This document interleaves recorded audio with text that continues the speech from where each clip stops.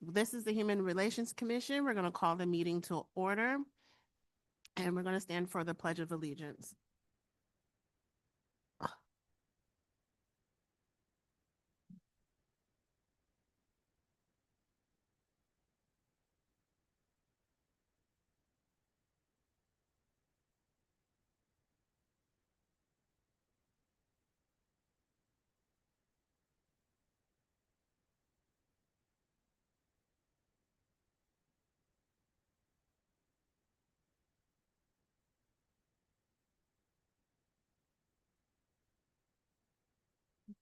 Jason, can you uh,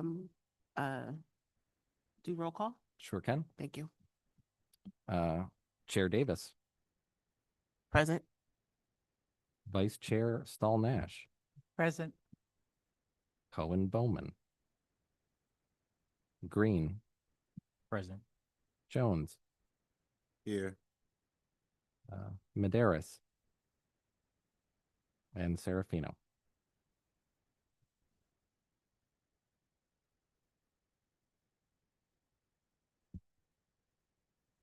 Okay, we're going to move into the report out from the commissioners. If there's anyone who has any reports to share.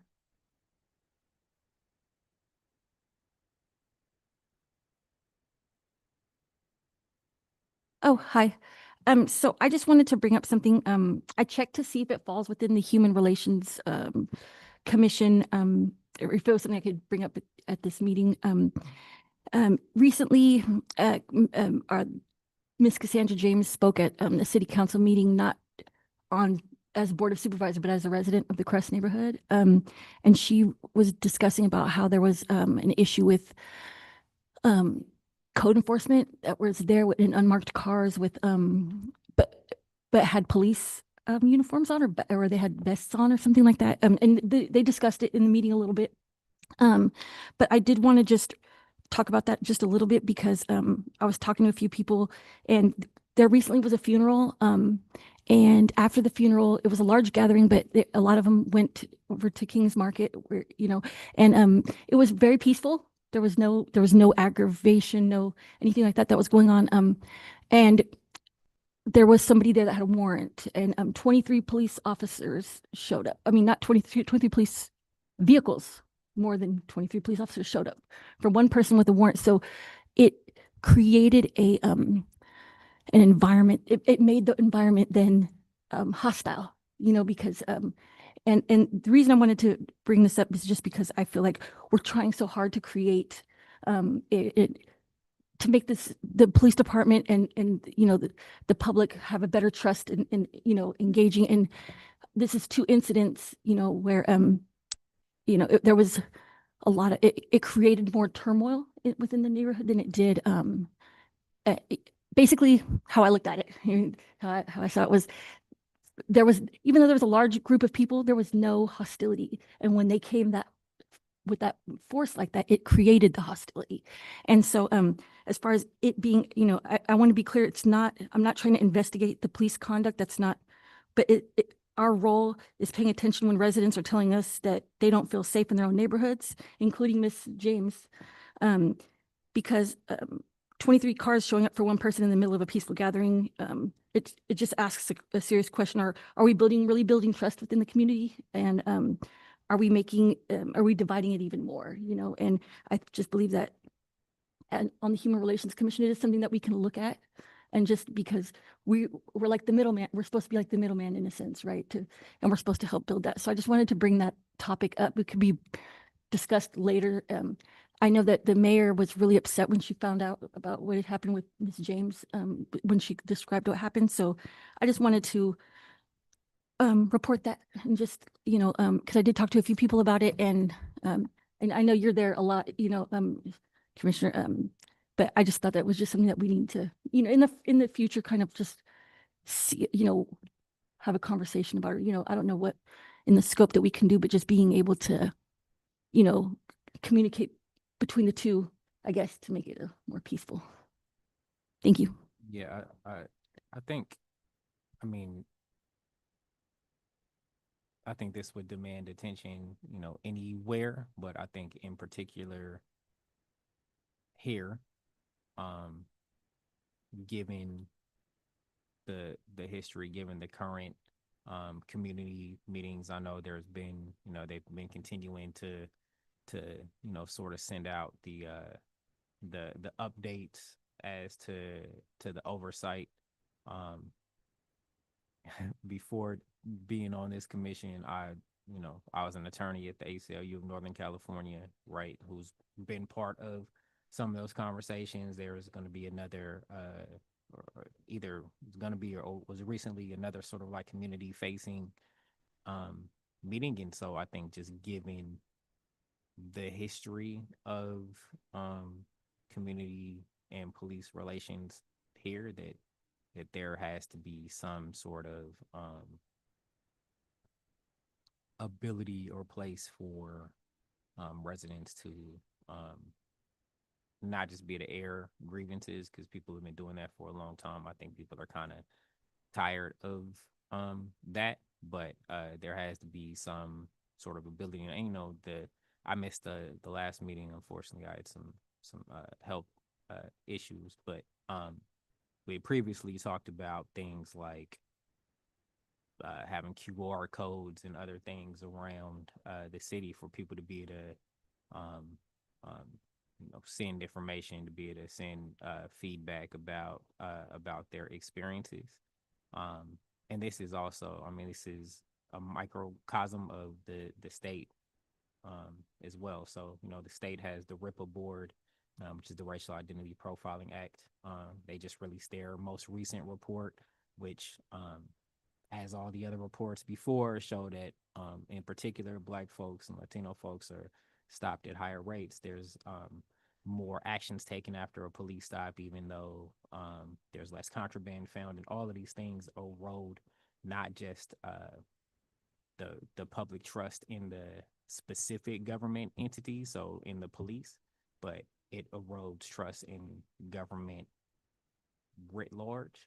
And that affects all sorts of civic engagement, right? And so, during that same meeting, my first meeting, we talked about civic engagement and other things. But once you start to lose faith, and there are studies that show this, once you start to lose faith in one aspect of government, you don't see the police department as disconnected from the broader governmental structure. And so I would also be interested how, this body may or may not interface in some of these conversations.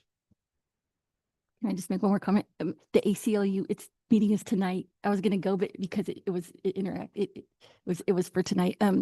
But I do, I will say that I think we talked about it in the framework as far as like, doing okay, I'll wait. Okay. Okay, I'd like to address that because back when Deala Weeks and when I was chair and she was co-chair, we went and met with the Vallejo Police Department, and we had many concerns with attitudes and how things were not kosher with the public and with the community. But we were never able to address it because they didn't have a contract at the time, and you told me that we could not go forward. So I really believe that it needs to be readdressed and reassessed, to have a meeting as human relations commissioners to meet with the Vallejo PD and the union like we did last time, and have these discussions, because the people are asking us. That's why we're here. We're here for this. And I myself am personally involved with police behavior in mental issue with iHeart, and how the police treated my daughter-in-law recently when our grandson had a mental break and went to Sutter Solano, and he escaped and went to a home. And then when they called the mother to go get him, and then the police came and told her, well, he's yours, you have to take him. He's, your response. The attitude was so disrespectful to her. She was a mess as it was. But she told her to call Sutter Solano. And then once the police found out that he had escaped, they handcuffed him and took him. He's 16 years old, 15 years old. So there's a definite break with the Vallejo PD, right? And as human relations commissioners, we need to have the conversation of how we can make it a better better relationship with our community, with our people, have them take a breath or whatever they need to do, and give them the training that they need, right? You can't be tough as nails when you have a mental, especially in the mental, we see it. They're killing mentally ill people. They should be rubber bullets. I mean, they shouldn't be killing people when they have a mental illness. So let's prevent that. Let's go try to readdress it, deputize or how we did before. And Courtney, you know, I know she's involved with it, and maybe we can have the conversation, because we're not doing our job as human relations commissioners if we don't address this type of situation that happened. I that's just unheard of. I didn't even know we had 21 police cars, but whatever.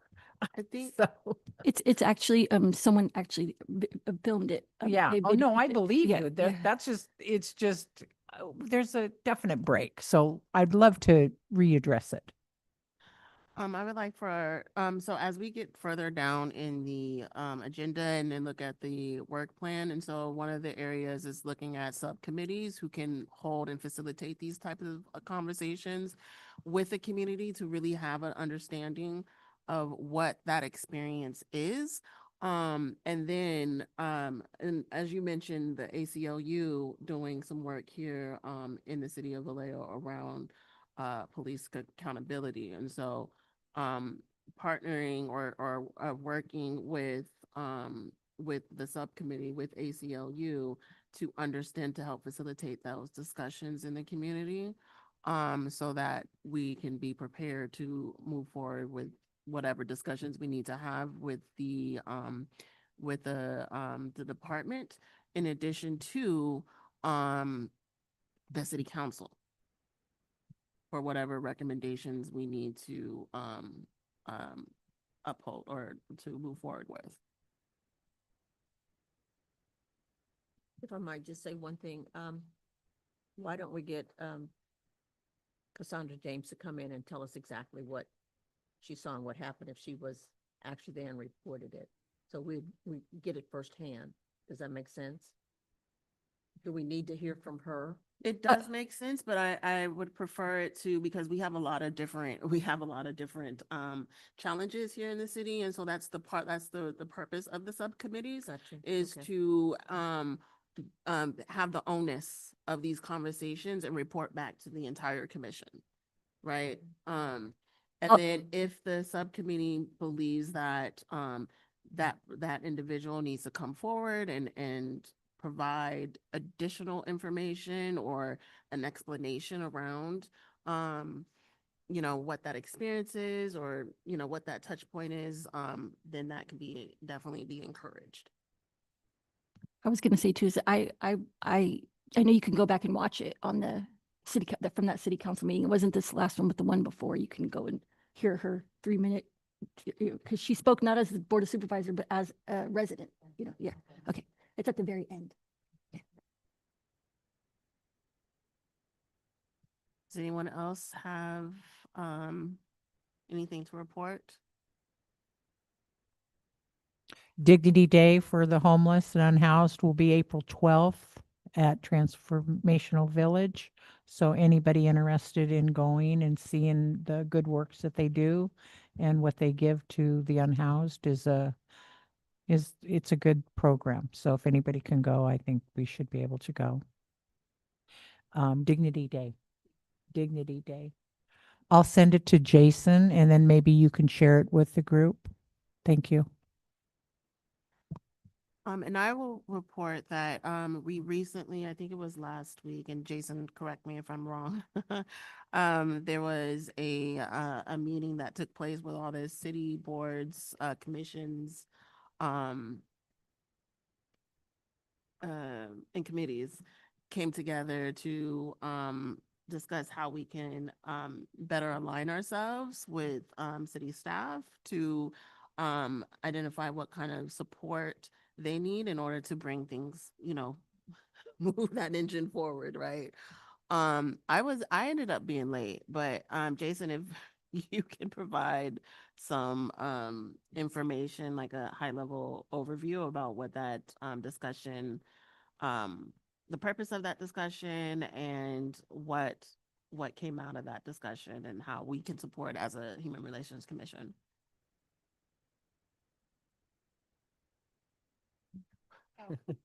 I actually was not present at that meeting, so you saw me on the 3rd? Oh, I apologize. I'm thinking of the other meeting on the 3rd. No, we had a brief town hall, thank you, where we invited the chairs and the vice chairs and the co-chairs from the various boards and commissions to come and kind of have a discussion about the MRG report that a lot of folks have seen so far, and I can send it out if anybody needs a copy. The recommendations in it, that kind of thing. So we had some really good conversation. It went way better than we had hoped, and we had some really good conversation about work plans and getting those in line. And there was a lot of discussion about boards and commissions that feel like they need better way to get council approval or to exchange information with council. And there were some really good discussions to be had. And actually at the end of the meeting, on their own, some of the commissioners had decided to exchange email addresses, and that we'd have them get together perhaps later and figure out ways that boards and commissions can kind of focus on the same issues and overlap. So it was a very nice meeting. I have a question. I know that they had discussed before at the city council meetings about maybe merging some of the boards and commissions, like because maybe they kind of overlap. Was anything discussed about that, or as far as that was discussed at our meeting that we had? There were some strong feelings, obviously, from boards and commissions that might not want to be eliminated or whatnot. Council hasn't really weighed in on it, so it's kind of up to them if they want to move forward with any of it.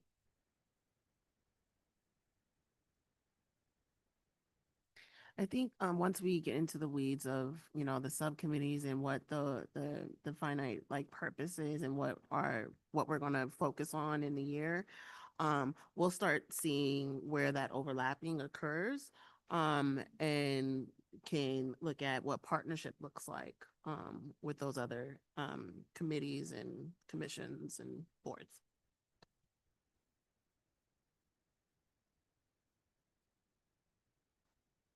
All right. Next we have the report from City Council Liaison, Council or Vice Chair Matulak, who is absent. Manny, is Councilmember Matulak online?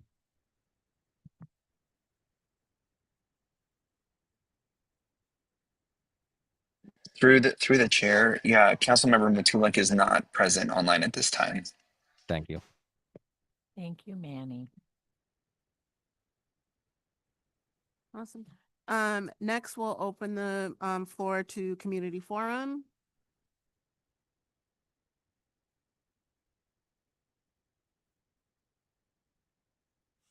No other speakers at this time. Not at this time. No speakers online at this time unless there's any speakers in person at this time.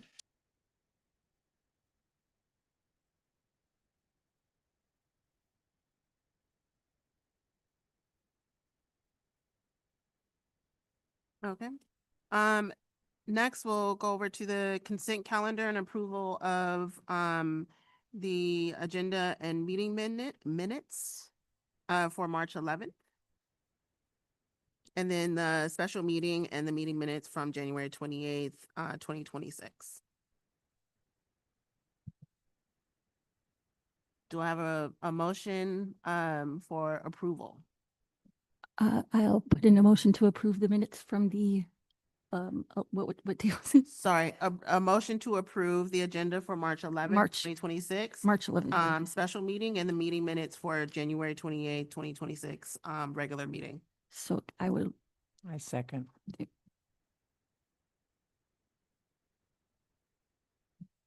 going to do a roll call vote for this.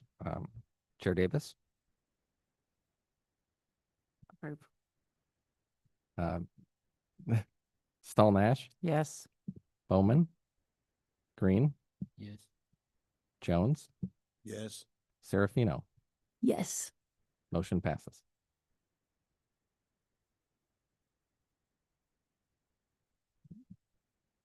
Next, we'll go into the information calendar where we're going to receive a presentation from Pathfinders for Hope. If you can please step to the podium.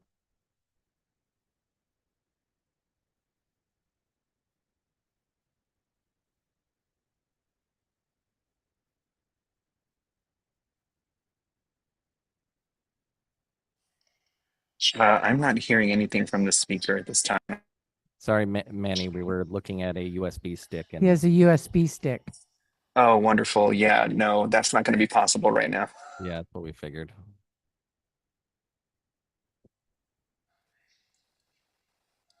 Please come up to the podium and turn on the microphone, please.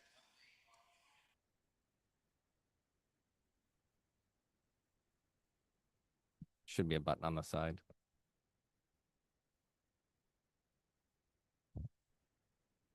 Yeah, I guess I'm gonna have to come back because yeah, I'm talking about the survey, but there's something exciting I'd like to present to y'all. It's a survey plus the solution on how I think uh, the system, since the system's broken, how to replace it with something that's going to work. I think it's going to work, and it's something exciting. I've been doing presentations the last couple of weeks, and people are excited, and I'm getting a lot of backing on this. So, but yeah, everything's on the slide. Can we put them on for our regular April meeting now so that we can, get you down for that date, please? Would it be possible for you to send the slide deck so that we can take a look and then be prepared to engage you when you come speak again? Yep. If you guys give me like 5 minutes, I can come over there and set it up. Yeah. Awesome. Thank you, Manny. Awesome.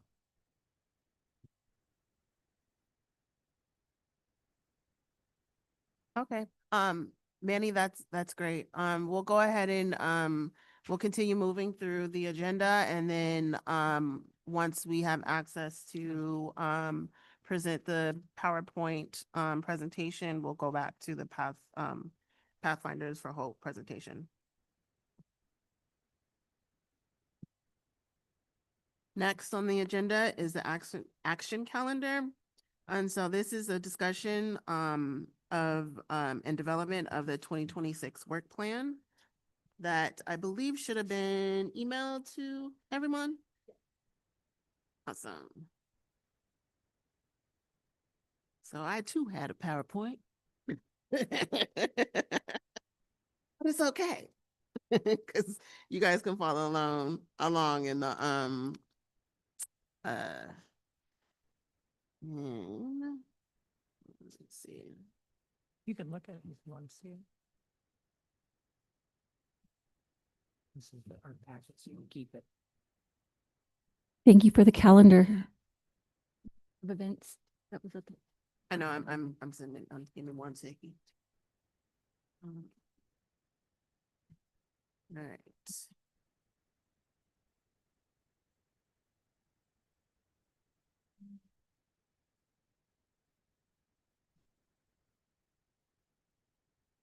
Oh, never mind.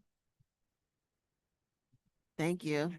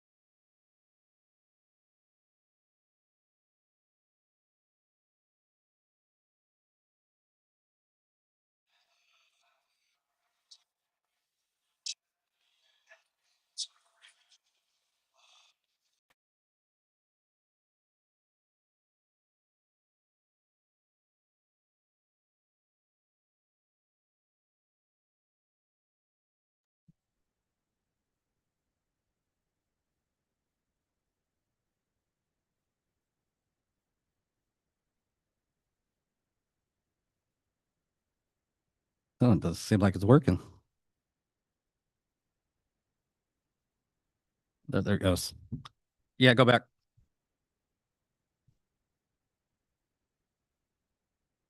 Yes.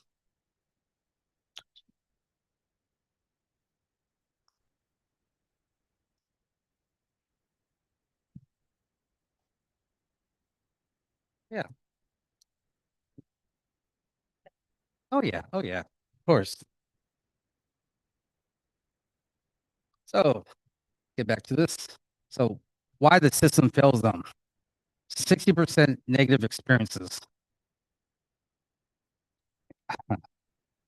You know, coming from lived experience, I understand this. I completely understand this. They go get the resources, the staff, everybody that tries to help them. I'm not saying for every agency, but they're either an attitude or they don't like something about this person. They pick and choose who they want in their organization. That is completely true. You know, look into it. And same thing happened to me when I was homeless in San Diego. Exactly the same thing. And then we've got transportation barrier, 58%. These people can't afford a Uber. They can't afford to get on the bus and go everywhere to these resources. And they cannot leave long enough for them to get these resources without somebody going in there and stealing their stuff in the tents. You know what I mean? It's completely ridiculous. So 39%, not enough information. Hardly anybody's going down there and letting them know, hey, there's these resources. There's these resources. And that's where Pathfinders for Hope comes in. I'm the one-stop shop. Everybody knows who I am. And I come with a lot of resources. I'm out there actively helping the community. And yeah, it's also most of these resources that I let them know what I have and who I work for, Strong Roots Housing. Uh, they don't know about this. They don't know a lot about these resources. So 38% eligibility rules block access. There we go again. We shouldn't be having this number. That should be yes on every person. Oh, next slide. So I've been working on this for the past year, a little over a year, and it's called Operation Iron Gate. What it is a new way to open the front door to help for people who have been shut out, ignored, bounced around, or treated badly. So what does this mean? It means it's a strong protective system that cannot be broken by confusion or bureaucracy. And why does it matter? It replaces confusion, delay, rejection, and dead ends referrals with a real path into help. Next slide. So this is the policy. This is what makes up Operation Iron Gate. I call it the dignity, constitution, and the God particle. It's not religious, but it's an unbreakable promise that people will be treated like human beings. You won't be judged. You will not be treated like a burden. You will not be turned away or just because you're struggling. You will not be blocked just because life is a mess. Oh, next slide. I'm sorry. So I built this system called the Yes by Default. We are going to say yes to everyone. The access point mandate. So I came up with an idea of having actual real access points and get the churches involved and the agency involved. And we're gonna have two people at an access point. One's gonna be for lived experience. So when a person comes in, they'll be welcome. They'll be treated like human beings. That person lived experience knows how to talk to them, try to build that bond, that trust. So it creates trust at physical places where people can go to start getting real help. It's not just phone numbers. It's not just another referral. It's not another closed door. And so the Yes by Default framework, the system is built to find ways to help people get in, not reasons to keep them out. Using the Iron Gate access credentials, the IGAG. So missing IDs doesn't stop you from getting help. So IGAG, what that is there's a lot of people that they don't have their IDs. So I'm creating a universal ID. We're gonna have it printed there. We're gonna print out this universal ID. It's gonna be good for 90 days. And within the 90 days, we're gonna go out there and actively getting their IDs, ID vouchers. So within 90 days, we'll say yes. That'll bypass the ID barrier so they can get help right then and there. So I'm going to be partnering up with nonprofits, agencies, learn their system, their intake system. And then what I'm going to do is I'm going to gather all the information. I'm going to create a system, a platform to where We'll have their intakes. So whatever, everybody, their own intakes, we'll know what it is. We'll have their intakes. We're going to say yes, if the resource is available, and we're going to get them in like this. Next slide. Walking through the Iron Gate. So when they come into the access point, one, we're going to welcome them, greeted with the respect and emotional safety. That's where the lived experience person's gonna do. So we'll listen to, heard without judgment. We're going to guide them, helping to figure out exactly what they need, connected directly linked to the next right steps, and supported, held by the digital system, the DSAS, so you support instead of being dropped or forgotten. So the DSAS is digital steward analysis system.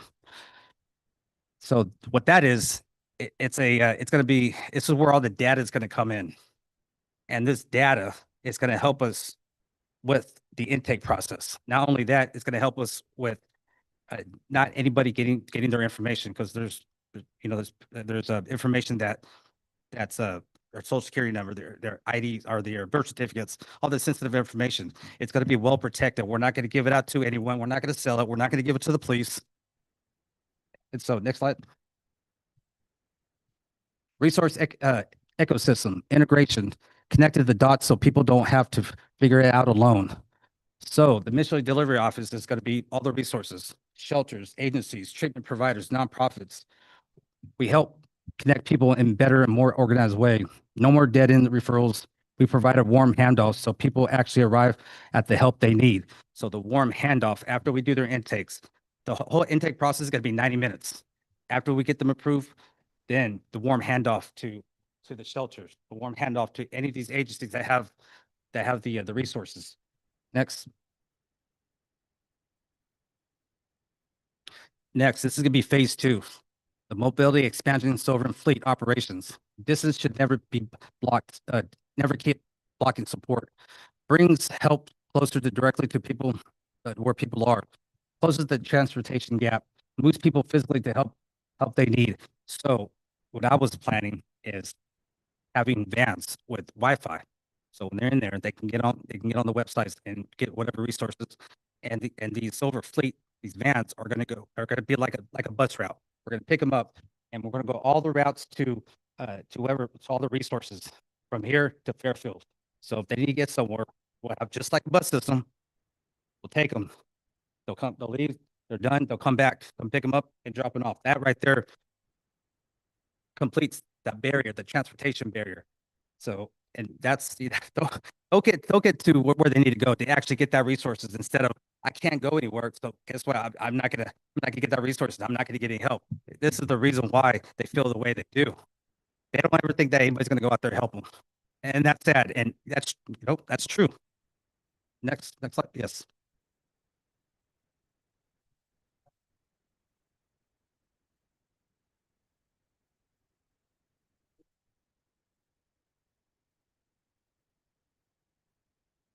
No, so that's where the yes by default comes in. That's where the DSAS comes in. We'll take the intake. They're automatically going to say yes, and we're gonna take their information and write to the agencies. So once that say yes, that same day they can go. Yes. Vallejo together,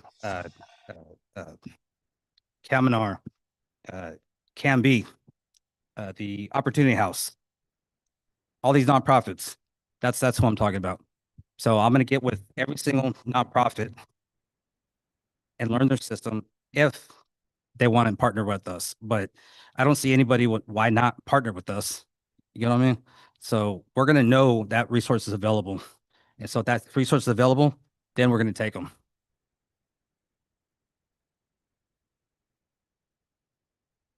May I remind commissioners to please use their microphones? I'm curious too, and maybe we should wait for questions after your presentation is done. I have questions. So why this works for Vallejo? For the person seeking help, treat it with dignity and emotional safety, clear guidance and real support. Get help faster with less confusion. For the community, reduces confusion and builds trust on the streets, creates more humane, organized civic response, and it creates a better faster path to stability for the whole city. So it's not just good for the unsheltered. It's also good for the city. You know, it's a win-win for everyone because I already know what the city's talking about. I get on next door and I'm hearing all this. I'm watching everybody complain, you know, and that's what the one thing they do. They don't understand what an unsheltered person is going through. You know, you have all these myths. Why can they not stop doing drugs? Why can they go get a job? Why do they have trash everywhere? Why? And I try to be open and, you know, let them know, well, this is the issue, this is the problem. And especially with drugs, they're like, why are they drug addicts? Like, why can't they just stop? You know, they're looking at them like they're all drug addicts, and they're not. Everybody out there is not doing drugs. But because of that, with my lived experience, I let them know that drugs are not the problem. They're the solution to the problem. So what's the problem? Dang. I want to say drugs are not necessarily a solution. It's just a coping Yeah, well, mechanism that's in order that's what it is. that addresses the immediate versus the underlying factor. Yeah, of course. So drugs are not the problem. It's their problem to the solution. So what's the problem? You got to dig deep in. So the problem is that whatever traumatic experience that they had in the past usually comes from childhood trauma. Not all, but what they've experienced is that pain. It's that pain that they go through, and I have to look at it myself too. That the pain, the way I was treated, I thought everything was my fault. So we use to fill that void. We use that to numb that pain. You know, that's one reason. That's the one reason. One of the major reasons why people use. And so here, they have a better opportunity to feel like human beings instead of being degraded. Next slide. So it's a 3-year plan. Phase 1, we're going to build the front door, get the city ready, open trusted places to ask for help, and prepare the first support pathways. So that's gonna be year 1. Year 2 is gonna be phase 2. Extend the reach, bring help closer to people, improve movements across the city, and build stronger paths towards work and purpose. So that's going to be the Silver Fleet. That's where the vans. That's what we're gonna get the vans up and running on the second year. Then phase 3, make it last, create long-term stability, prepare the model to strong, effective over time. Next slide.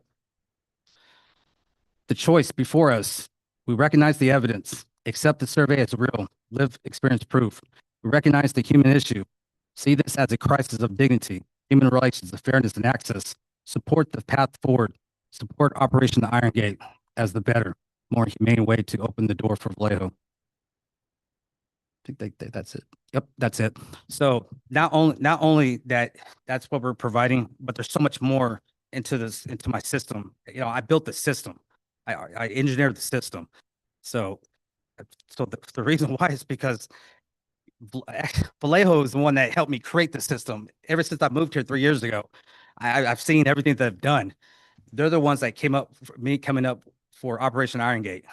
It's amazing. So I just showed you what comes with it. So there's so much more into the project. What happens in the back end, the board structure. You know, I've got the so I'd like to tell you about this. The citizen jury. It's one of the boards. So what their primary job is that they're gonna look at the overview of all of Pathfinders for Hope. They're going to be in control of the numbers, getting into DSAS, looking at the numbers for people that are coming in for intakes, if they're being rejected, if they're being sent back, if they're not being treated right. We're going to have all this data. And so there's a denial rate of 85% or less, then that's going to trigger a response system where all the money that we're giving grants to stipends to these organizations, all that's going to be ceased. Everything's going to be ceased. We're not going to give them any more funding. We're going to retrain them until they get it right, and then everything comes back operating, and they'll get funded with. But yeah, I would like to give you the whole blueprint. I've actually got copies there in my bag. I'd like to give you the whole blueprint because it's just not that. There's so much more into the system that creates not Pathfinder, creates the Operation Iron Gate. So Thank you.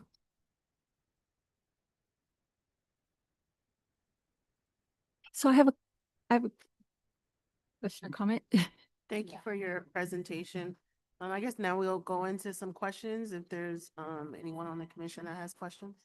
I do. I'll go after you. So thank you for that. I really appreciate that. I appreciate you just, I know, we've seen each other at a lot of, events and things like that. And, I currently live the lived experience, and not due to drugs, it was due to a crappy landlord, but, I've lived in a hotel for 2 years now. And I just want to put this up.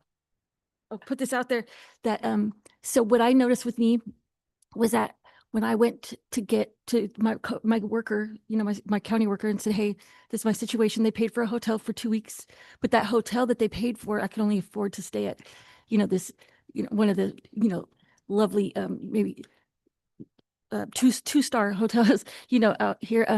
I've met a lot of good people, but I got thrusted into an environment, you know what I mean, that I probably was never be involved in. I've met a countless number of, amazing people, but that just shows, how quickly they could be in one situation, they could lose their housing, whatever. They get thrusted into this living at the red roof, because that's all you can afford by what the county gives you for hotel lodging. And from there, what happened with my personal experience was that I couldn't wait for Section 8 to open up. It opened up. I turned my paperwork in at 4:45. It said it was due at 5. Housing department wasn't even open. So I was told that I turned my paperwork in late. So it took 9 years for them to open up that Section 8. And I went back and forth with Miss Jones from the housing. No, she's the director. I'm saying she's the director yeah. So there was an email thing that went back and forth, and my mom, she's the one that took me. She's witness. She was like, "Hey, she's a business owner." She said, "Hey, I took her. She turned it in on time. There's video record, I'm sure of it." And I was told I'm no longer active on the list because I turned my paperwork in late. So I did my own back end things with that. But that's just so you understand my lived experience from it. What I will say is it's been it can be hard, you know what I mean? And that's why I do what I do. And that's why I do advocate so much for homeless, because of my situation. And it's expensive. Mhm. And you have to pay $35 for every application you want to put in for a place. And it's just hard to catch up, So I understand. And those are my people, that's how I look at it. That's why I'm on this commission. So but I'm getting emotional about it. But what I was going to say is, when I was in Marin, I lived in Marin for 2 years. I ran a sober living house out there. And one thing that they have is they have these life coaches that they'll assign you to, and they take you to get your ID. They take you to help sign you up for school. If you want to do school, they help. It's like they're like a middleman. So it's just it was a good to have someone pick you up and to take you to go do that, and they paid for it because I'm sure they got paid somehow through some program, and I'm sure Marin has a lot more money than we do, but that's just something that I want to share as far as like that was amazing to just have somebody be able to help me navigate, and and took me there, and they gave me life coach experience and ideas. And so I do see now. I'm not really sure how your program would coincide with it. What is it, the JPA? Is it the JPA? Because they Yeah, he's gonna get all that. okay, you're right. So because I know they just had like a roundtable discussing who's going to be taking over as far as Coordinated entry system. right, Yeah. right. And I saw that the gentleman had stepped down, that was running but uh, I just think that it's a huge problem, and it kind of can be overwhelming. You know what I mean? So I give you a lot of credit for taking that on, because my brain would be like, it's too much. But I appreciate it. And And I'm sorry that happened to you, but I'm that's- glad that people came in there and helped you with that process. That's what Pathfinds for Hope does. I've got volunteers that'll pick my people up and go take them to wherever they're at. So I got great volunteers. I do ECM, enhanced case management and housing navigation through the state.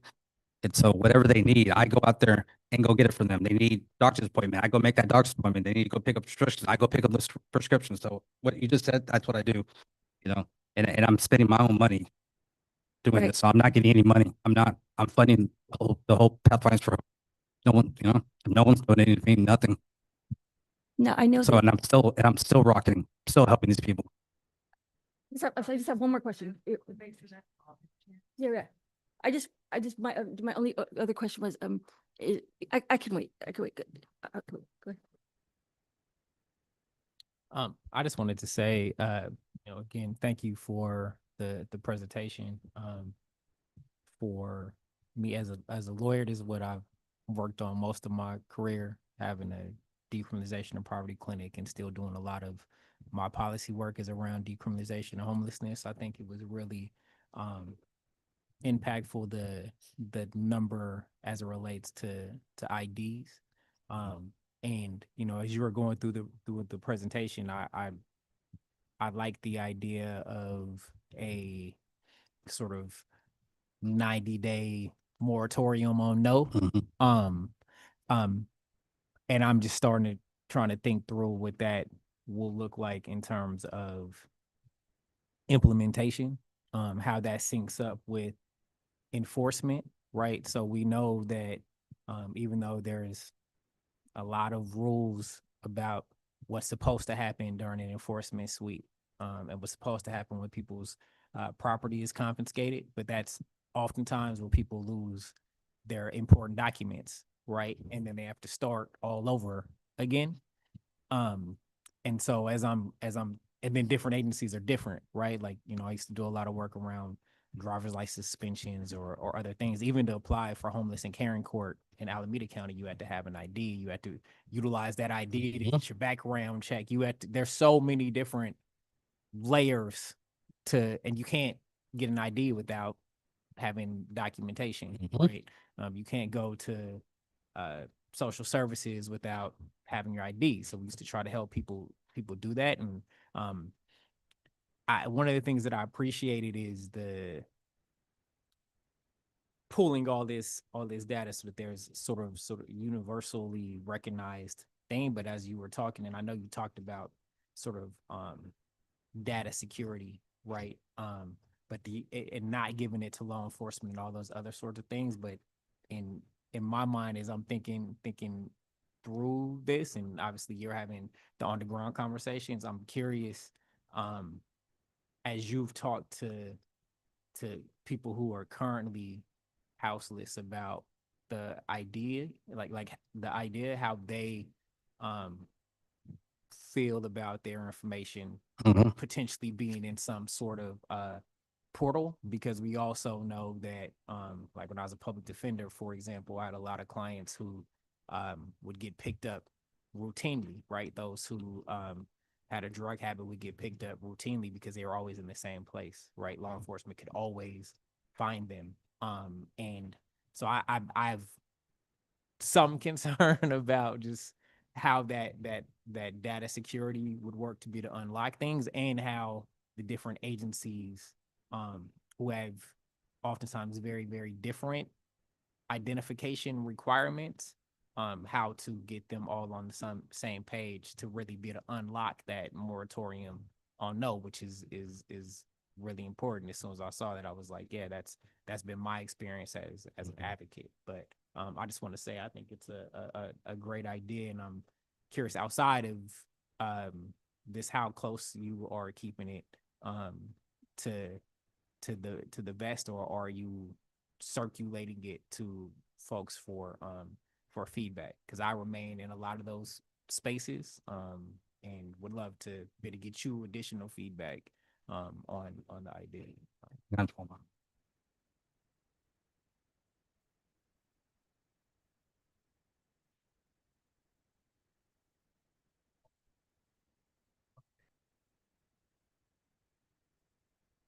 I appreciate. Do you have would you be open to emailing a digital version of this as well?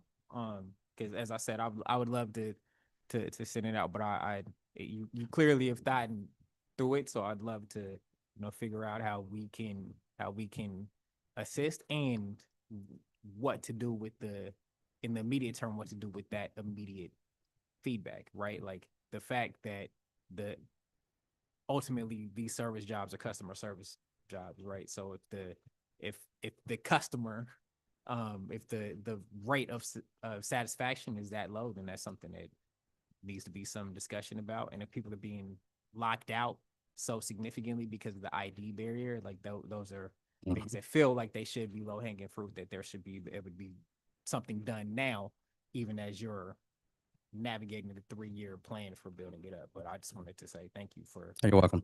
So, so it's like, as you discussed about the data, um, I can give, I mean, give you guys part of the blueprint on how that's secure. I've got safeguards. I got a lot of safeguards when it comes to that data.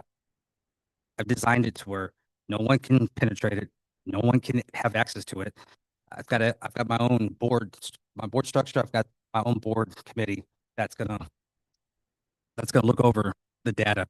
And so it's the safeguards is so well constructed that no one's gonna go in there and try to steal it. Nothing. It's so well protected. And I don't know what I'll give it to one of y'all. Actually, I'll give you each part of the plan, part of the blueprint, and I think you're gonna really enjoy it. So what I discussed on there, no, that was just something short. I mean, if I were to talk about Operation Iron Gate, we'll be here for hours because that's how complex it is. And so part of the blueprint that I didn't talk about is the housing. So I've got a housing program where we're gonna start housing the unsheltered. How we're gonna do that? Well, I'm gonna get with landlords. I'm gonna get with property management companies. I'm gonna go have meetings with the real estate agents, which I'm already doing right now. I've got a big backing right now. People are backing me up on this, and funding is gonna start coming in. Hotels. So my idea is to go have meetings with them, and I've got an incentive program. So I got an incentive program, and I got safeguards on that. There's 4 safeguards for the landlords that they will get paid. We'll have money saved up for any property damage lost. And so there's a lot of security when it comes to the housing, where it's gonna be well worth for somebody to we'll pay them 3 months in advance. And if somebody leaves that home, they're still gonna get paid. So there's a safeguard for that. And it's a really good really good deal for the landlords because they're gonna get paid. They're gonna consistently get paid, and if anything gets damaged, we're gonna up to $30,000, up to $3,000 for damages. So we're gonna have damage control on that. So, yeah, that's all part of it. And like I said, if I were to go and talk about this, we can stay here hours. That's how complex this is. Thank you for your presentation. And I just want to just quickly just piggyback off of what was mentioned about, you know, the losing of the documentation, right? The driver's license, the birth certificates, et cetera, right? Wondering if, and part of with you guys being or with Operation Iron Gate being a touch point for this population, um, is there a way, or are you guys thinking about how you guys can house that information so that should in the event that that individual is their encampment is cleared and they lose that documentation, they know directly who to go to, who can um attest to who they are based off of prior interactions and a history, right? So that's just one thing. Another thing that you also mentioned is policies, procedures, and protocols, right? Every system has them, every system. And even with good intention of addressing and supporting the entire population, there's always going to be a weed out of certain individuals, Of course. right? And then that becomes another population that's not whose needs are not met. Wondering what that how far into, well, we can probably talk about it later about how far into that are you guys looking into your policies and procedures to look at what that impact would look like, and who out of these partners that you named, A, have you built a relationship with them? And then B, have you do you understand and know what their capacity is, right? Because capacity is an issue all the way around, even with the resources and the systems that we know exists and houses all these resources, right? One thing that we say, I'm a therapist. One thing that we say is the need is always greater outside than it is inside, right? And so that's where a lot of people are slipping through the cracks or are not getting through the doors, right?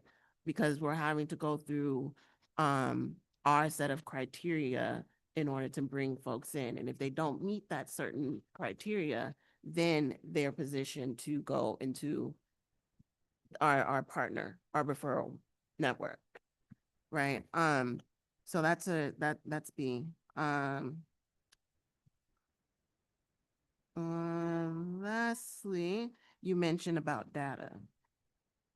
Um, Data is key, as we all know.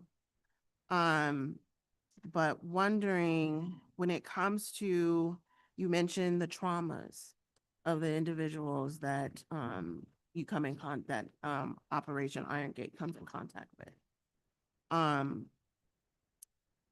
With that data, how many of those individuals who may present with trauma, right, that you mentioned it may exist from childhood, right? And so they're going through life and going through these stages of development and finding ways to manage and cope with the childhood, the trauma that they've experienced without even maybe even knowing, not knowing, getting the help that they needed, et cetera, whatever that looks like.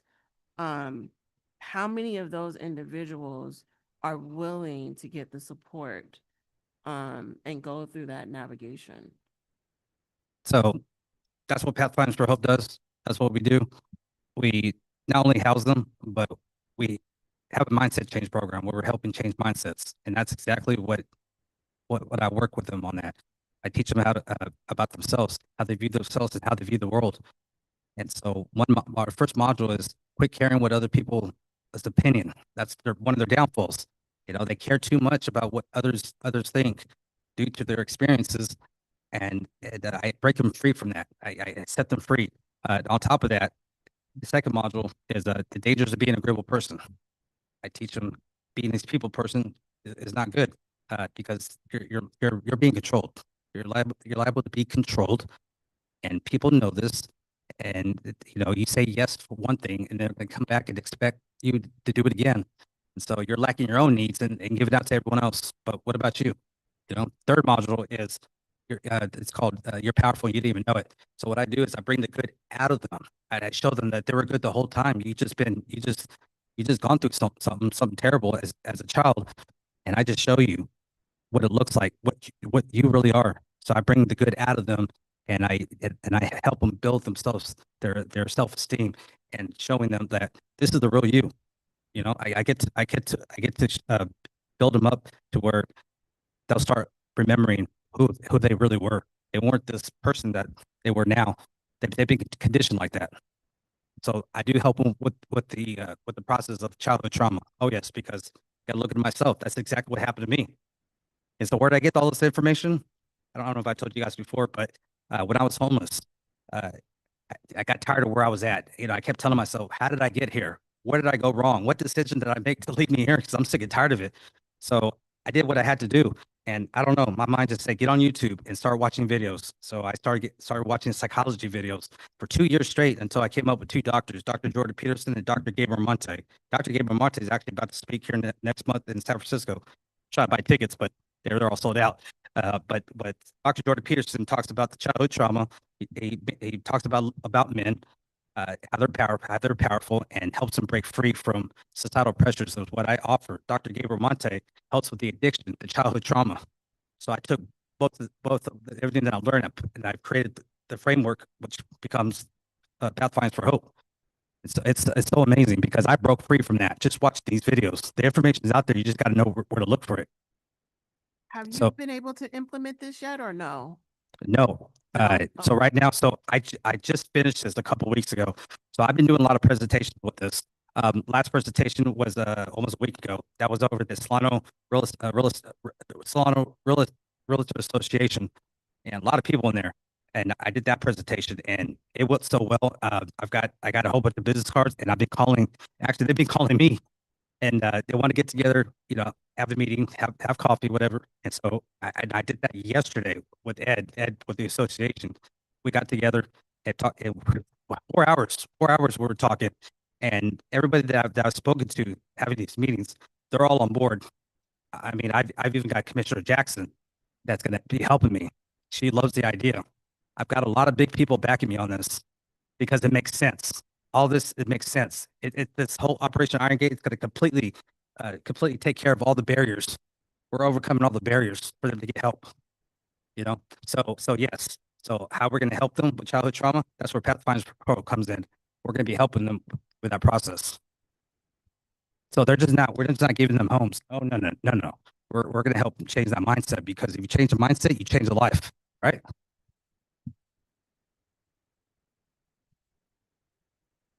Okay. I know it sounds too good to be true, but no, it is. That's what I'm doing right now. That's exactly, I'm having people graduate from a program coming from the streets. Now they got the keys to their own place, the streets.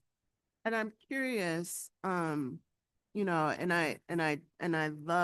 love that, right? Um, but when you have someone who presents with a schizophrenia diagnosis, right? It's kind of hard to really change that mindset, right?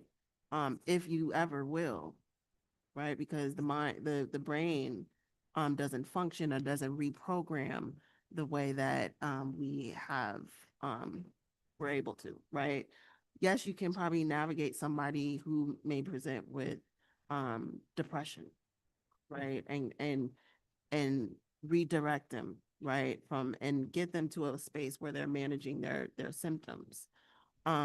But someone who presents with a schizophrenia diagnosis, it's really difficult um, to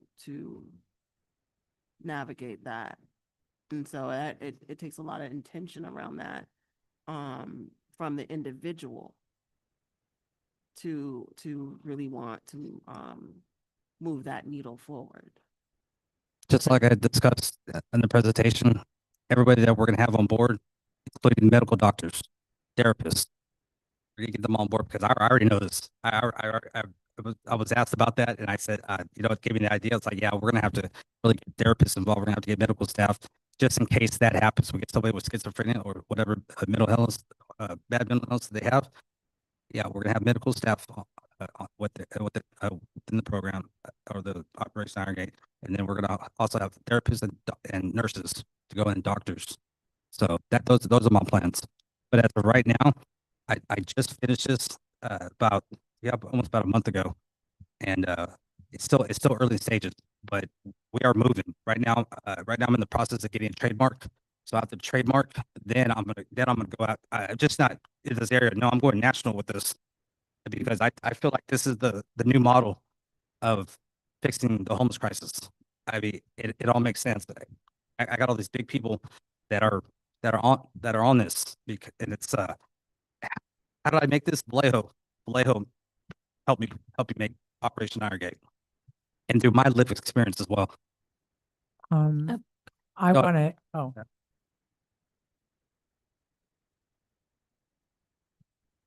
well, Marco, I want to thank you immensely for your presentation because I know where you came from and I'm very proud of you. And you are the success story, right? And you're going to help millions of people when you go nationwide. So keep strong to your heart. Remember that Vallejo Together has the mailing address for them, right? So we'll get you to present maybe at one of their board meetings so that you can connect and let them know for their IDs because that's what we do. We help Yeah, them same get here. their, right. I got the vouchers. Okay, exactly. So, and that's what it's all about. It's all about us nonprofits that are really doing the work, that really care and really want this to be successful. Great presentation. Very, I asked you to be short and sweet and you were, because I know that you have in depth of information. I know, but you gave us the part that we need to know as human relations commissioners to know what we can go back to city council and then with the solution of what we can do to help, right? just if we can present that, and I don't know, if we give that to Matulik, he's not on at all, so. Well, Okay. I did a presentation with the Commissioners Housing Development Board. Dr. Okay. Lodejo was there, Okay. and she's Oh, that's right. She yeah, was there. yeah, she Okay, was there, perfect. and Okay.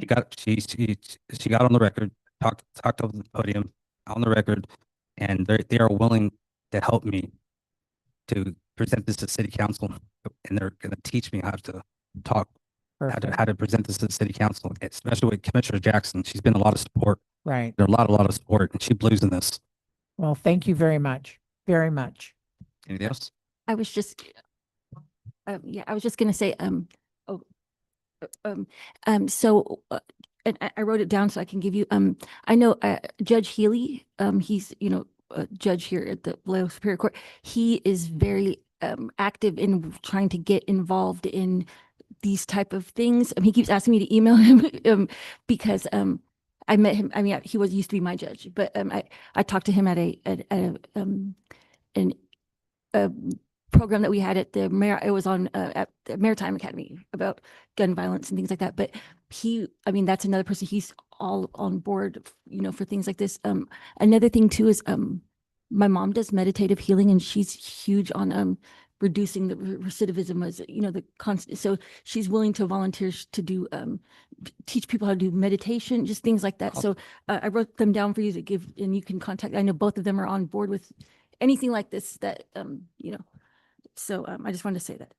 Yeah, and I'm also looking for volunteers for being a mentor, mentoring the people that I'm helping. That would be great. Yeah, that was my final question, was just in terms of all the places that you're reaching out to. If you haven't already, I would keep the public defender's office in mind, just because we know how criminalization looks, and related to the conversation about I can appreciate the childhood trauma, and obviously I know that that's just surface level. It's bigger than that, but because of course that's the experience of being houseless is traumatic in of itself, right? A lot of traumatic things happen that way, and then a significant amount of people have been system involved in one way or another, right? And so the process of being arrested and incarcerated and all those kinds of things is also traumatic. And there's different survival skills in different environments, right? And so one of the things that I was thinking about is that not just the property confiscation, but what happens with people's medications. I had a client when I was a public defender who got out and immediately went and broke a window and some other things, just because it was the only way for her to be to get medication, right? She could get medication when she was in jail, but she didn't have the ability to get that same medication when she wasn't. And so because we kind of see a lot of increase in enforcement and criminalizing people who are experiencing houselessness, I think reaching out to public defender offices and other things, I think, is also something that will be important as you are putting this together. Yeah, for sure. And that's exactly what I do. They need medication, the doctor's appointment, I go out there and do that for them. All I ask is that they talk to whoever they need to talk to, and to make me their authorized user, so I can go and make these appointments or go and pick up their prescriptions. Yeah, I already do that. Yeah, all right. Thank you. Thank you.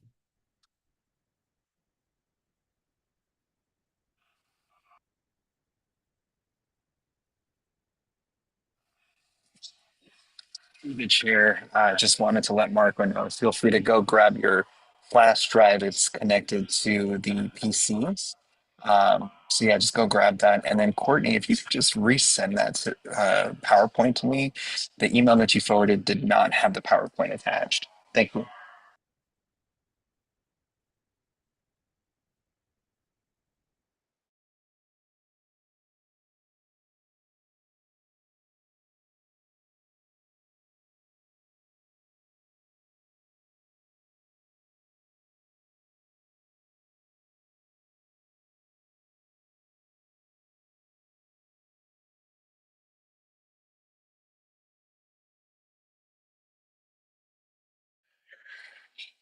I don't know if you guys are talking right now, but something just happened to the audio. So just give me 1 second.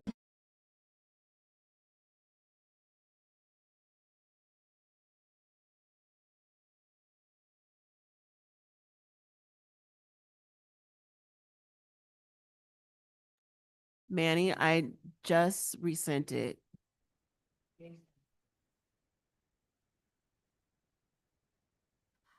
Thank you. Can you confirm that you received it? Oh.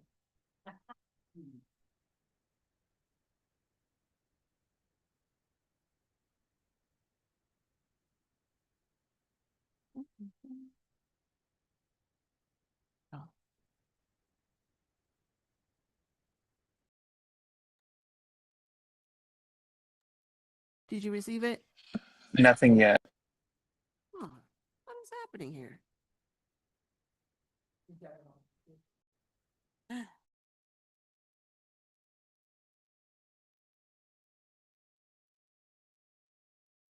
Try to do that now.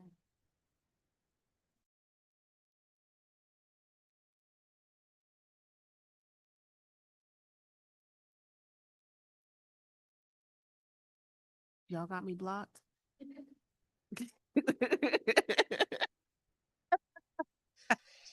No, not necessarily. I did get your other email.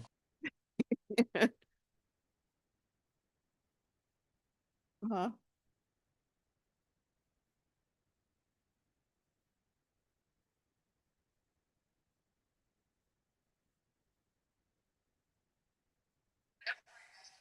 Jason, it looks like she sent it to you before. I don't know if you have it in your email that you could forward it to me, perhaps.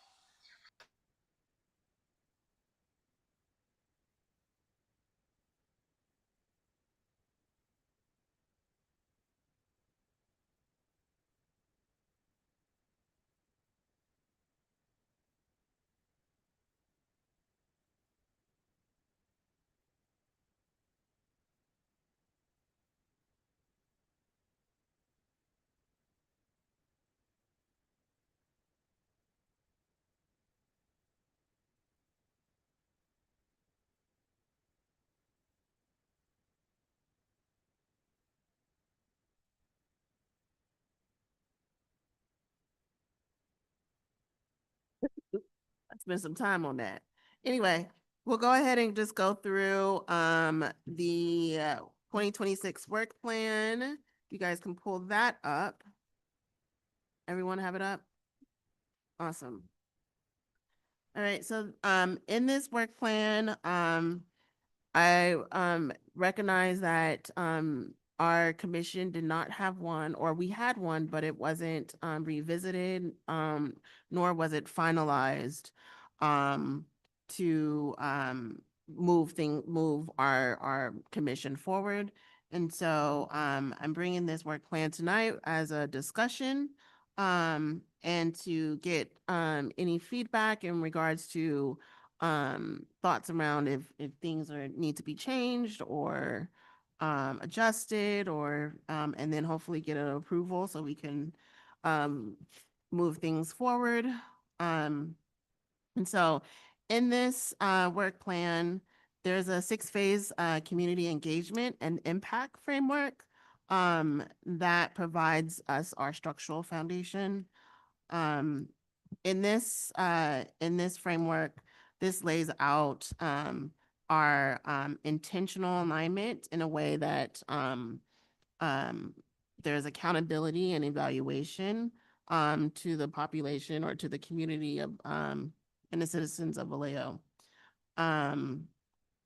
So with regard Through the chair, I'm sorry. I did manage to get the PowerPoint and I have it on screen for you all. okay. Thank you. All right. All right. I do have a proposed amendment to the mission statement when we get there. Well, one of the things that, oh, sorry. So one of the things that came up is that we didn't need to have we didn't need to have a mission statement, but I think we should. But I would love to get feedback on that. Should I stand up? Okay. Okay. I'm gonna stand.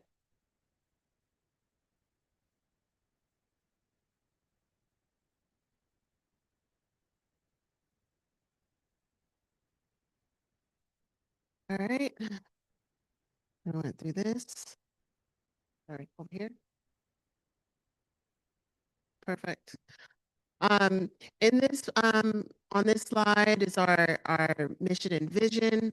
Again, I think I previously asked, if whether or not it was needed for us to have some grounding, around what our shared vision is and what our mission is. These missions, the mission is rooted in our, municipal code chapter 2.40, which outlines the responsibilities of the Human Relations Commission. And so in that, the shared, well, it's kind of backwards right now, but our mission reads, the Vallejo HRC promotes equal treatment and prohibits discrimination based on race, color, national origin, religion, sex, disability, age, sexual or gender identity, and more. Through community education, mediation, and collaboration, we foster an understanding, alleviate conflict, and advise city leadership and ensure just interactions for all. With that, there is a proposed shared vision around being unified, inclusive, being a unified and inclusive Vallejo, where all individuals are treated equitably, human, with human dignity, is upheld, and differences are celebrated as strengths that enrich our community. So again, this 6-phase framework, again, it just grounds us. It provides us with a roadmap to internal alignment, community listening, communication and visibility, policy, education, partnership, mediation, and reporting and accountability. And one of the things that I think many of us have been hearing in the community, well, I will say at least I have, is that they don't know what it is that we do. And so we need to get in front of the community, right, and let them know. Policies as a commission that that that has a council member liaison, well, vice chair liaison. Our role is to recommend policies for which can be discussed amongst council and then implemented.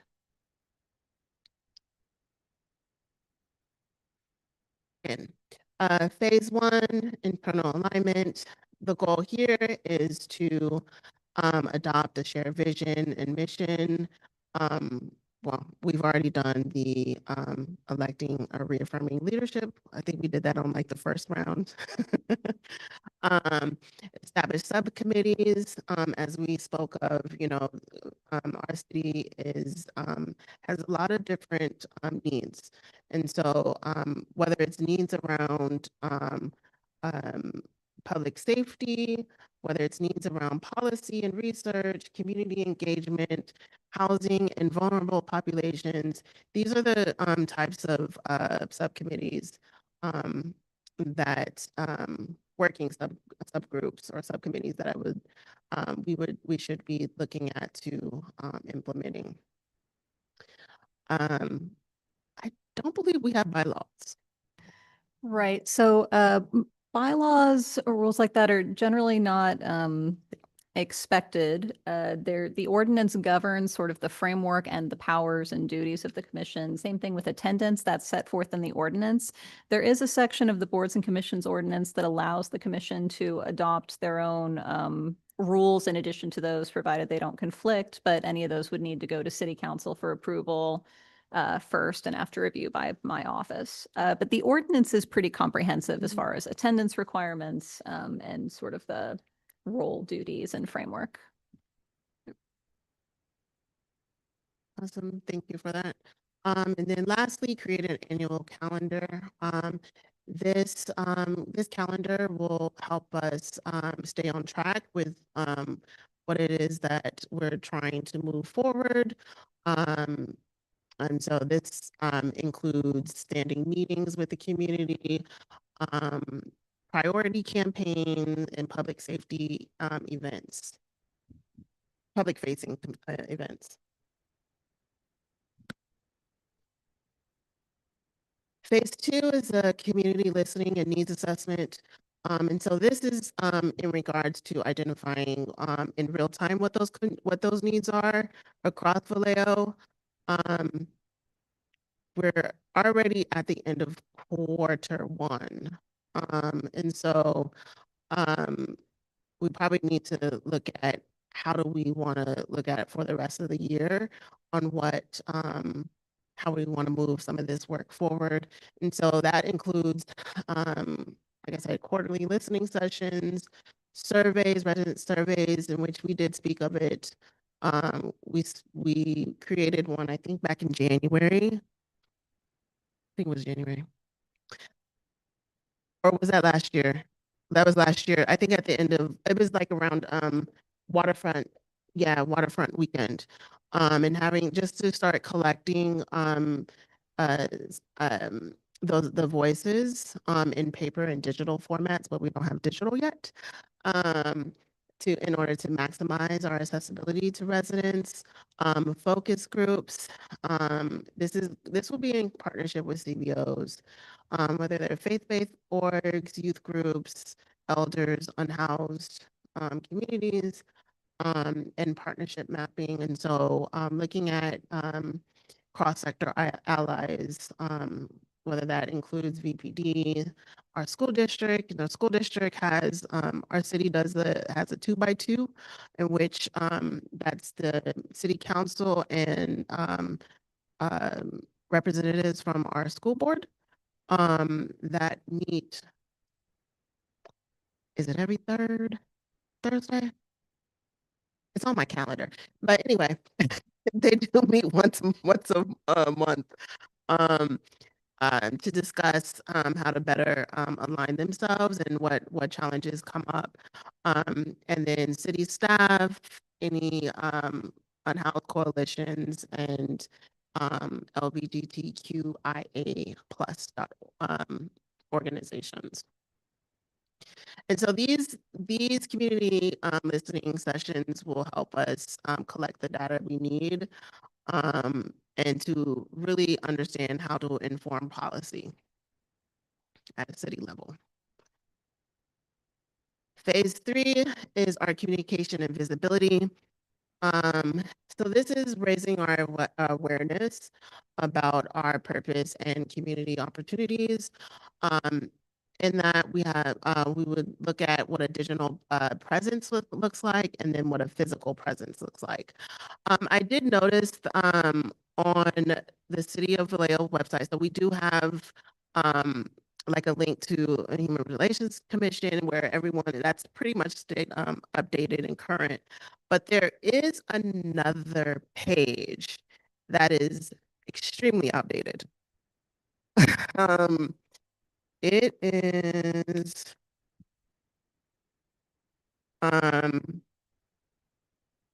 what is it? My Vallejo.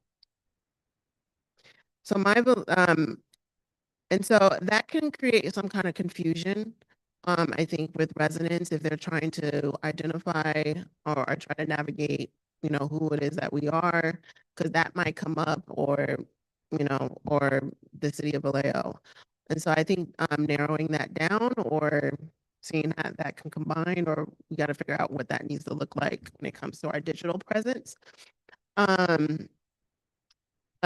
Social media too, having that presence there, public complaint and concern submission form. I heard earlier about a QR code around, posted around the city so that, for example, for individuals to just scan and if they have a phone, to scan and submit complaints that way.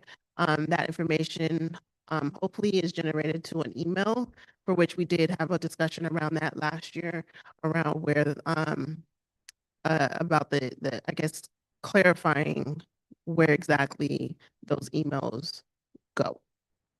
And then, creating monthly e-blast newsletters, social media presence, said that already, and, maybe quarterly or maybe, twice, a year, press releases, just because we already meet, quarterly.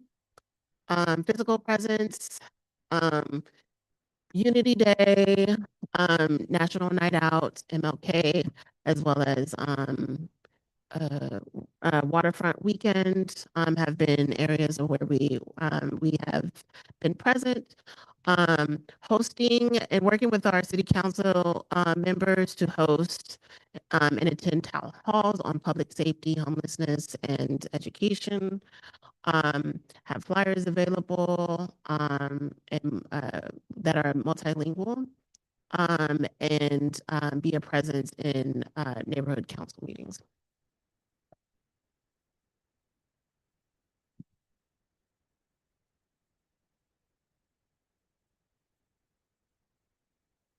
Okay. All right. Phase 4 is our responsive policy and community engagement. And so this is where we, began bridging out the residents' experiences, that, influence city policy. And so this is where we analyze the community feedback, from the listening sessions, sharing those findings with city council each quarter, um, and then, drafting equity-based, recommendations and resolutions, monitor those policy implementations, and flagging any disparities that come out of those, and then, serve as a, formal advisory body to the city leadership. We'll look at what some of the areas that we can, in conversations we can focus on is like hate crime prevention. So a lot of these are already in our, mandate. Thank you. It's late. Tenant rights, disability rights, trauma-informed policing, and public engagement skills. Phase 5 is partnership and mediation strategy. And so this is where we're creating pathways for conflict resolution, and mutual accountability, right? There's never one side, it's never a one-sided thing. It's not always, um, you know, city staff or it's the community. No, we got to work together, and in partnership. And so looking at like legal aid and civil rights organizations, mediation centers, unhoused coalitions, CBOs, VPD or public safety liaisons, and then, have trained facilitators lead some of these conversations. Last, phase is phase 6, is, reporting, accountability, and evaluation. And so this is where we're measuring that impact, again, adjusting those strategies, and institutionalizing, that transparency. And so we'll look at building out, an impact report in which we can, have posted on the website or, social media on our digital platforms, or send through our email blast. Quarterly dashboards, would be another area, to, build that transparency, and then, having a city alignment. And so ensuring that the goals are tied to, Vallejo's, equity indicators. And so understanding what those indicators are, understanding what the general plan is and providing updates to that, and then being strategic in what our policy recommendations are.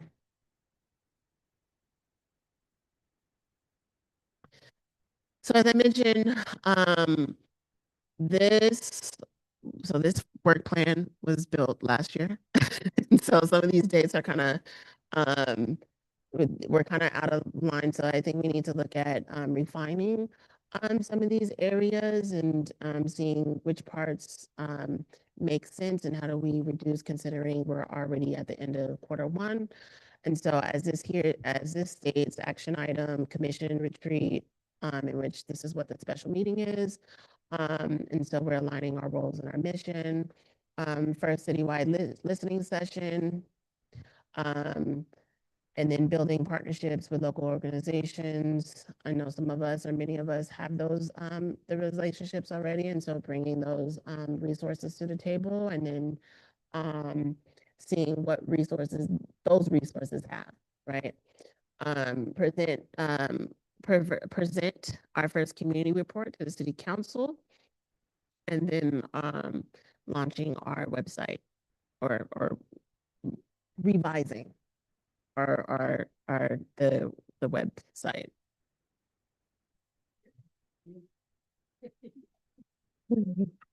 I got you. You know I help. I help. All right. This is the community engagement impact framework. It's a commitment to all of Vallejo. Again, a quote: "A unified, inclusive Vallejo where all individuals are treated equitably, human dignity is upheld, and differences are celebrated as strength."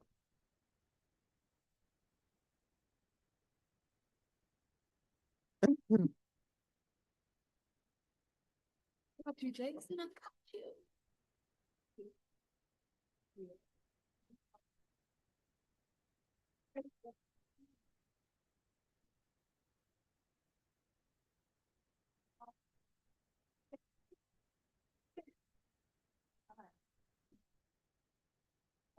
What, So I think what we need to do is look at, oh, I'm on.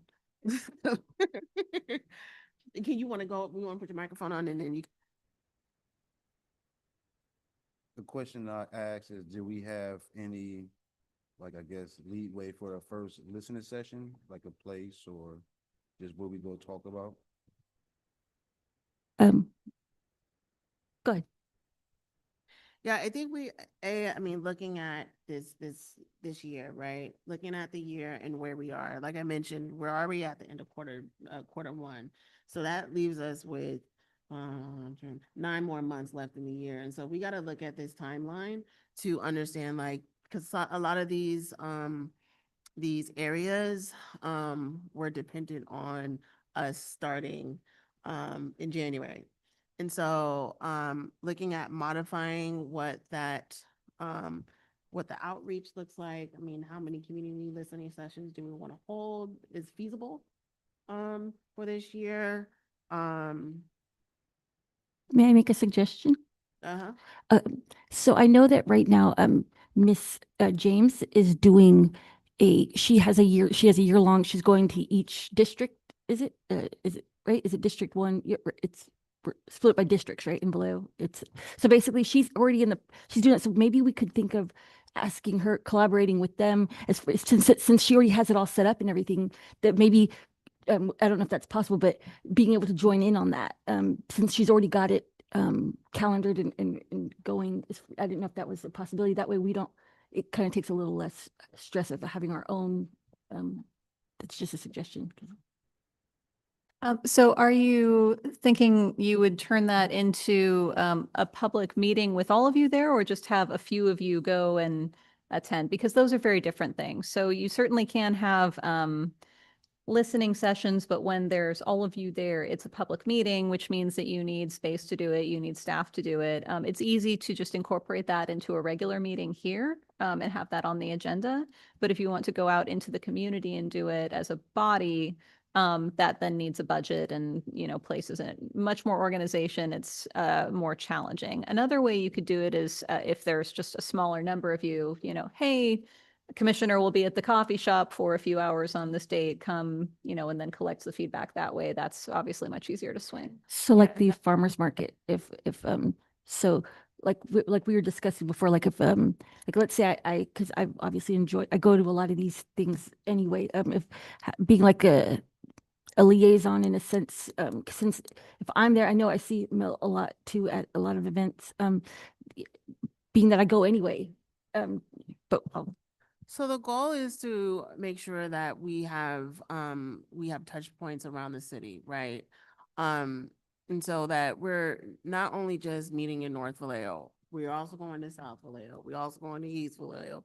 We're going to all the areas of Vallejo because each area has its own unique needs in which we need to hear from those residents because some residents are not able to come to these meetings because we live in a transportation desert, um, getting on the bus is not a thing, Right. or it is a thing, but it's difficult right.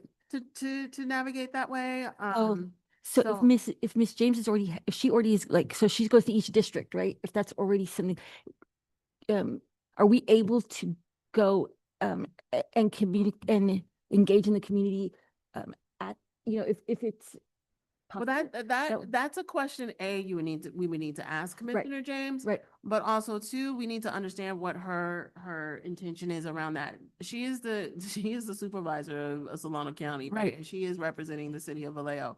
And that could potentially be a partnership there, but we would need to really assess of whether or not that we're aligned in what those action steps look like. Can we have, oh, I'm sorry. Oh, I'm sorry.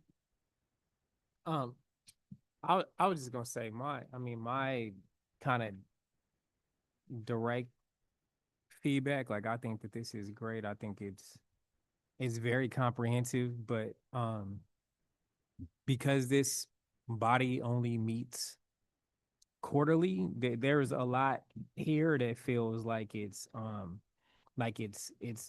building infrastructure. I certainly think that there are like some things that can be accomplished this year. I think my recommendation would be to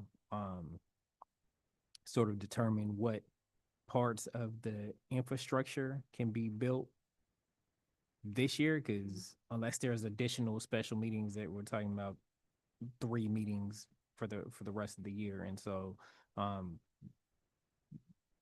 in part, my recommendation would be to have most of the implementation start Q1 next year and spend this year like on the infrastructure related stuff. So that might be the website update, that might be building the community outreach and the community partnerships and other things, so that things are actually in place. Whatever questions have to be asked of the attorney's office and staff and all of that about executing on some of these things, like having those conversations this year, so that next year those conversations are had, we know what the resources are or not at our disposal, and then things can be unrolled. And then just a specific language adjustment. So my recommendation is if we are naming all of these various identities, which I think is great, I would just suggest that we add like formerly incarcerated status,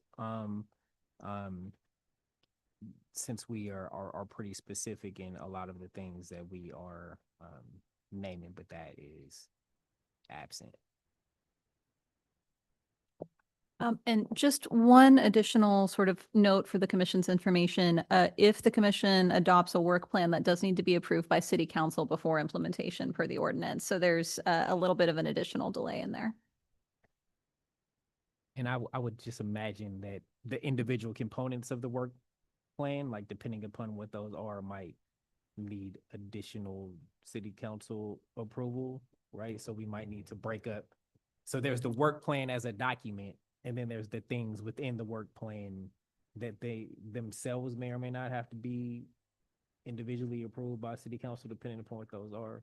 Is that accurate? Yes, you're right. I mean, most commonly it's things that require a bigger budget. So if you want to do community listening sessions, and those are going to be public meetings. They're going to need space in the different districts. Then that requires a bigger budget to pay for those spaces and for staff time and equipment to travel there and things like that. So there were some other commissions that submitted work plans recently that did have those kind of specific financial components to it. And so you're correct, depending on what city council felt about those, revision might need to occur or might not. Yeah, and I think, just speaking of that, so, uh, please remind me of, or state that, is there a second round? Because we missed that deadline. It wasn't really communicated clearly to both city staff as well as, the commissions, or at least us. And so in which we missed that deadline, and couldn't prepare to have that moment to present to city council. And so, was wondering if there is another opportunity at some point this year to, if we do, after the recommendations or any feedback with regards to the current work plan as where it is now, is there an opportunity for us to go before the council and present, since we missed that initial deadline? So you could certainly go this year and present the work plan as far as the allocating the budget. The council does that at specific points throughout the year. Obviously, if you do it earlier, then that's something that they can consider as that arises. So that would be my recommendation. I have a question. Just have one last point Oh, if I go ahead. could. So just my last sort of point on the document itself is just with regard to the working subcommittees. I think I asked this in the first meeting just about I recognize there was that meeting with the chairs and vice chairs of various commissions. But as I look at the work subcommittees, like, you know, a good friend of mine is on the economic development subcommittee this meeting. Maybe they're done now, but they were meeting at the same time as us. But there's a number of these subcommittees that I wonder how they would be able to either interface with and or like recruit from other existing commissions, because it seems like it makes sense for the economic equity inclusive growth subcommittee to have someone from the economic commission on it. And I don't know where I'd have to think a little bit more about where all of those overlaps may be, but I don't know how that kind of thing interfaces with any sort of need for council approval on like commission workings or something. Is that something that has to be approved, or can that just people on different commissions agree that they're going to be part of some sort of working body? Like what are the rules around that? Yeah, so there's not a provision for different commissions having a collective sort of subcommittee.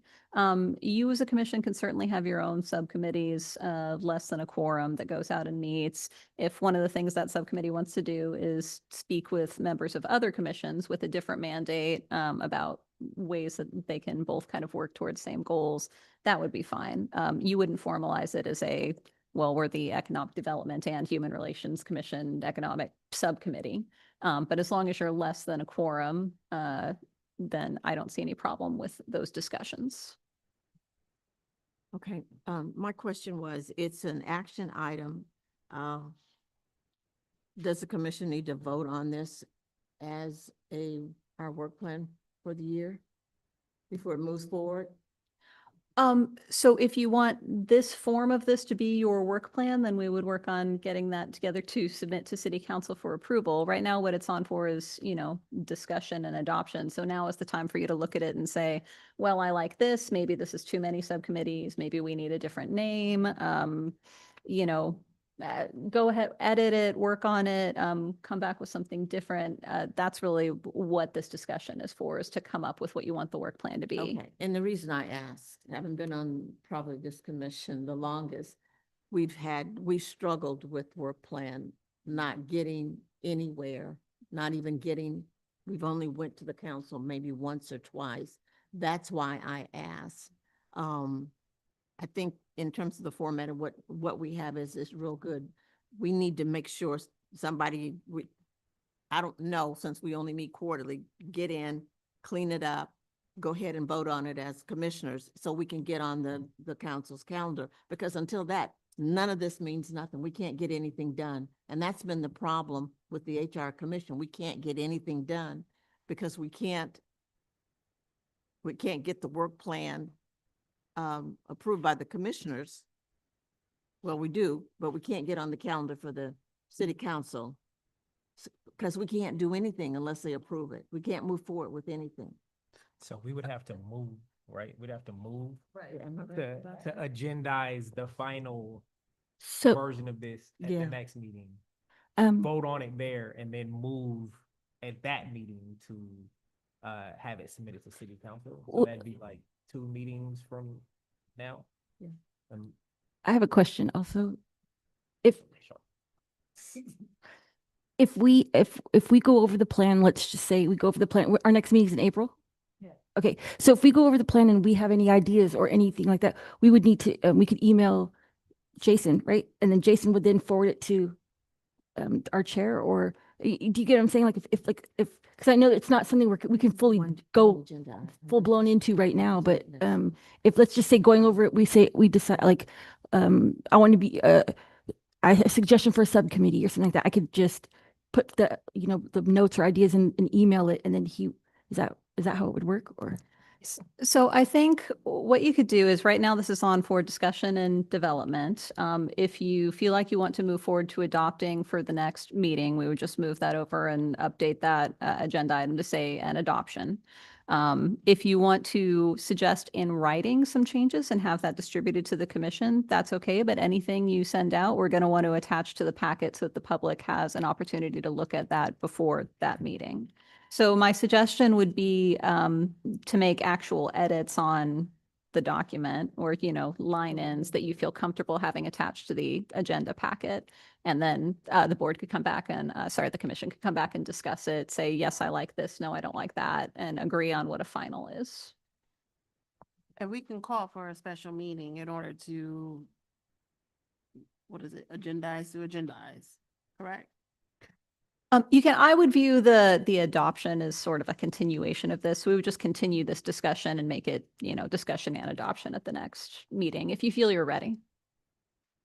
I have another question. Is there ever a time where we can take the action to approve the document, but approve it and still have the opportunity to make changes as we go through it, as we work on it? You know what I'm saying? Instead of being the holdup, prove it as is with some changes to come later, maybe wording, and maybe, adding something in it. But because we only meet quarterly, the process is going to take a long time to do it any other way, other than not to approve it tonight or to put it on the agenda for the next meeting in next month and for approval. So because the work plan does require city council approval, changes would then need to go to city council. You are not required to adopt a work plan. What the ordinance says is, if you adopt a work plan, that needs to be approved by city council before you implement it. So you can certainly take actions within your jurisdiction on kind of an ad hoc basis as you're moving forward. If you all kind of agree in principle that this is where you want to go, you could start agendizing to agendize and put things out for those actions without a work plan. But once you adopt a work plan and once it's approved by council, that is the approved But that work doesn't do plan. any good because we can't do anything on it. We can't do any of the items the way that's listed here and get the committees and do anything if it, until it's. Right. So they have to approve it. So it's literally, never mind, I'm gonna be quiet. So you can create subcommittees without having the work plan in place, but you do need to have that properly agendized. So I think I would move to have the work plan on the agenda for the next meeting for adoption. second. Can we also have that, can we have it on for adoption and, uh, sending to council, so we just knock out those 2 steps, and obviously city council is gonna agendize it when they agendize it, but have it on for those 2 items. Yeah, so we'll write it up as, adopting a, work plan for submission to city council. And to be clear, between here, this meeting and the next meeting, to the extent that people have edits, like I don't know what form this exists now, but as long as we are putting comments or edits that we don't have an issue with public consumption of, then we can be making edits electronically all the way up to the meeting. It's just those edits will live on the document before we agendize and the public can see it. But we can do the work between now and then. So when we come in next time, we can just say, yeah, we accept the changes as placed in. Yeah, so you won't be working on the same document because we don't want to have sort of a chain public meeting via sharing a unique document. What I would suggest is, Madam Chair, if you send Jason the Word doc, then he can distribute it to each of the commissioners, and then each of you could make your own changes on your own copy, send that back, and then those proposed changes, to the extent that you have any, would then be attached to the agenda packet. So if we couldn't make pen and paper changes on what we have now and get that to Madam Chair, who can get it to, and rather than doing that and having him send it out, what I'm trying to do is eliminate some of the time in between us waiting, because the meeting is next month. And I would recommend, if there, and I know this is off the record, if there's anybody got any changes to it, write your pen and pencil changes in and give it to the chair, and then chair, you submit it to, yeah.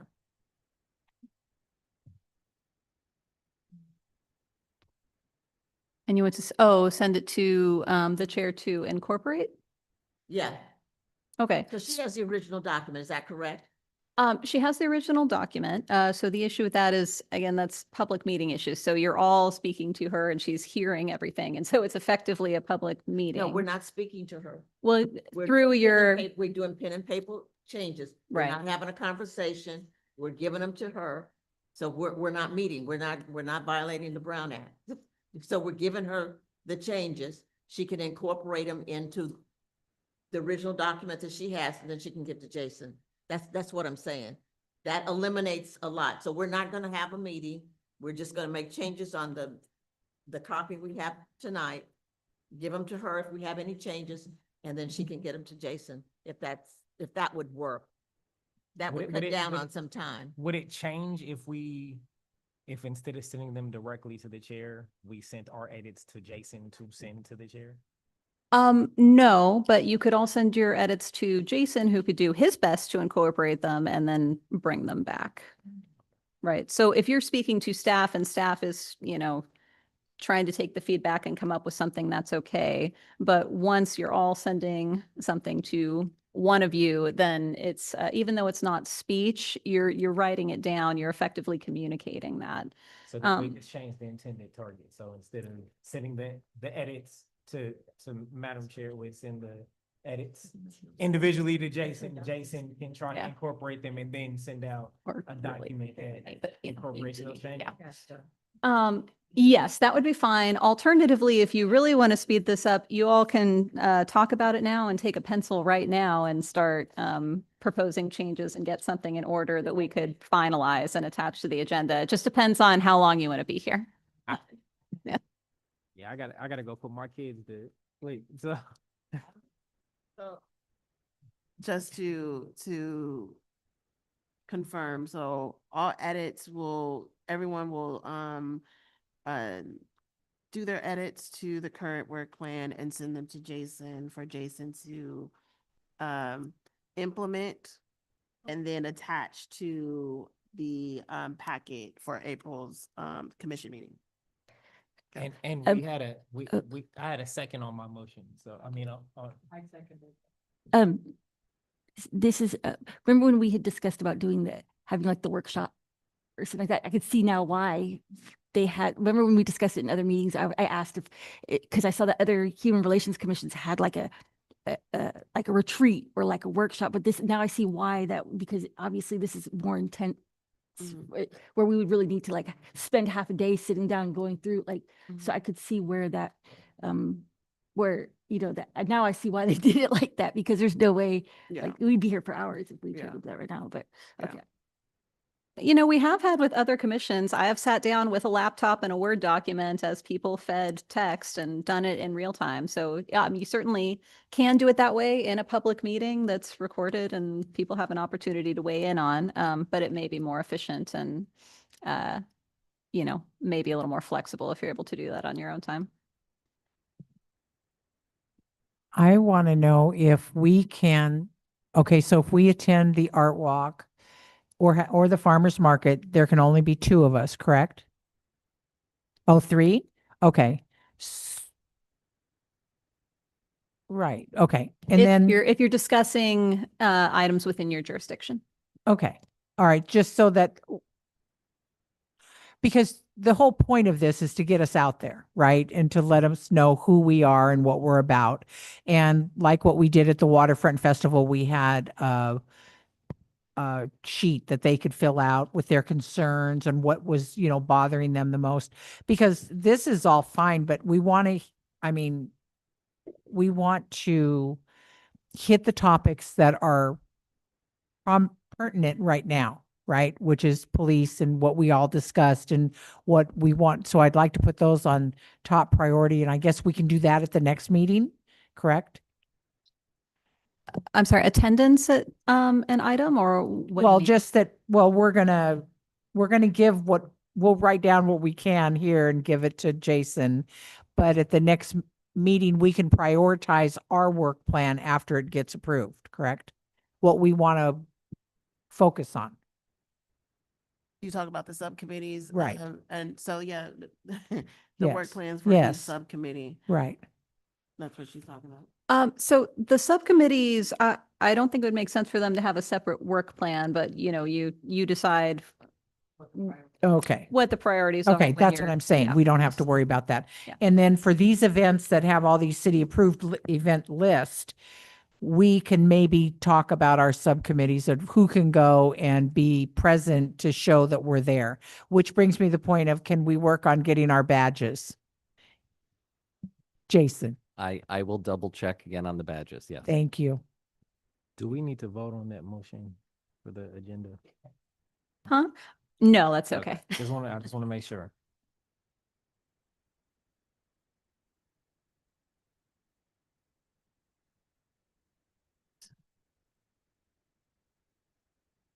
All right. We've already done that, right? All right. Any, let's see. Any future agenda items? I think we just spoke of. And then, if not, if no additional future items, for April's meeting.